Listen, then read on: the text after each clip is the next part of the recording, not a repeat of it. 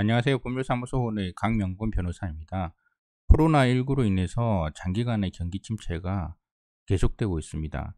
개인회생 변제 계획 인가 결정을 받은 분들도 변제금을 납부하지 못해서 회생 계획안을 수정을 문의하는 경우가 최근 많아지고 있습니다. 오늘은 채무자의 소득이 줄어든 경우 변제 계획의 변경과 특별 면책에 대해서 말씀드리겠습니다.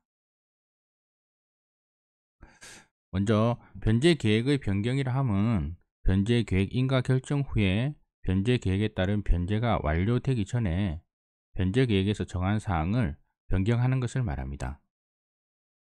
채무자의 소득이 줄어드는 경우를 살펴볼 것이기 때문에 이러한 경우는 실직이나 급여의 감소 등으로 소득 자체가 감소하는 경우, 본인이나 가족들의 질병, 부상 등으로 인한 의료비 지출이 늘어나는 경우, 출산이나 부모님의 실직 등으로 피부양자의 증가 등으로 가용소득이 감소하는 경우를 말합니다. 이런 경우는 실직이나 급여의 감소 경위에 대한 자료와 출산 증명서, 진단서 등의 객관적인 자료가 필요합니다. 변제 계획 변경의 허용 기준을 보면 법 제614조 1항 2호 변제 계획이 공정하고 형평에 맞으며 수행 가능하다는 이런 추상적인 기준만 있고 구체적인 기준은 없습니다. 하지만 적용될 수 있는 구체적인 기준을 보면 소득 감소보다는 가용소득 감소량을 주안점을 두게 됩니다. 왜냐하면 소득 자체의 변동폭보다는 가용소득의 변동폭이 크기 때문입니다. 그리고 변제계획 변경안이 제출된 시점에 남아있는 변제 기간이 어느 정도인지 고려합니다. 그 시점이 변제 기간의 초반에 해당하는 경우라면 변경의 허용성이 크다고 할 것입니다. 그리고 다음으로는 당초의 변제 계획에 따른 변제율이 어느 정도인지도 고려합니다. 총 채권액에 대한 변제율이 높을수록 채무자에게 유리한 변제 계획 변경이 허용될 가능성이 크다고 할 것입니다. 다음으로 특별면책에 대해서 살펴보겠습니다. 특별면책은 변제 미완료 시의 면책이라고도 하는데, 채무자가 변제 계획에 따른 변제를 완료하지 못한 경우, 일정한 경우 이해관계인의 의견을 듣고 면책의 결정을 하는 것을 말합니다.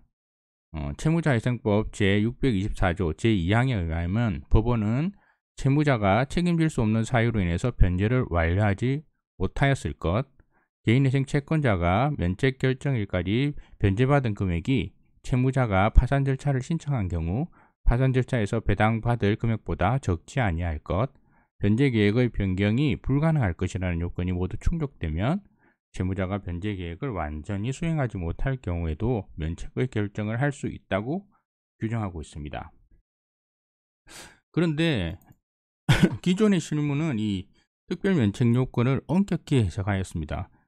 예를 들어서 채무자가 책임질 수 없는 사유로 인하여 변제를 완료하지 못하는지 여부와 관련해서 회생위원 직무 편람에서 들고 있는 예시를 보면 완치가 힘든 암 등의 중병, 노동 능력을 상실하였다고 인정할 만한 상당한 장애 발생, 이런 것들을 들고 있습니다.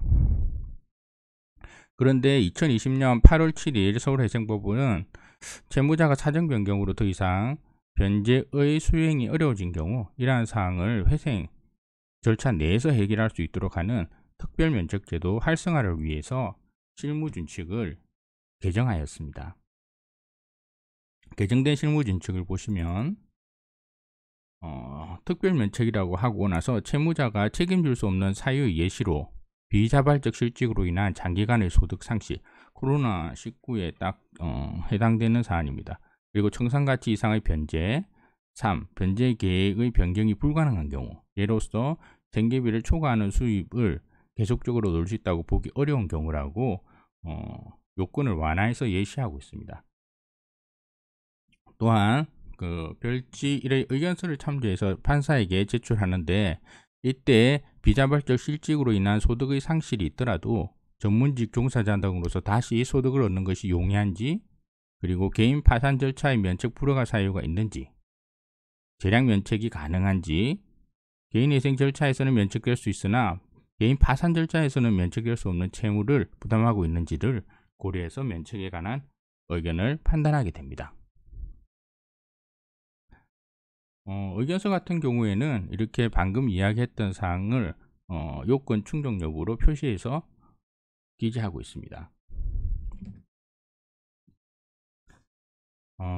결론을 보시면 채무자의 책임질 수 없는 사유로 가용소득이 감소해서 인가된 변제계획의 수정이 어려운 경우 변제계획 변경을 고려하는 것이 타당하고, 변제계획의 수행이 현저히 곤란하고 이를 수행하는 것이 채무자에게 가혹한 경우에는 특별 면책 신청을 고려해 보시는 것이 타당하다 할 것입니다.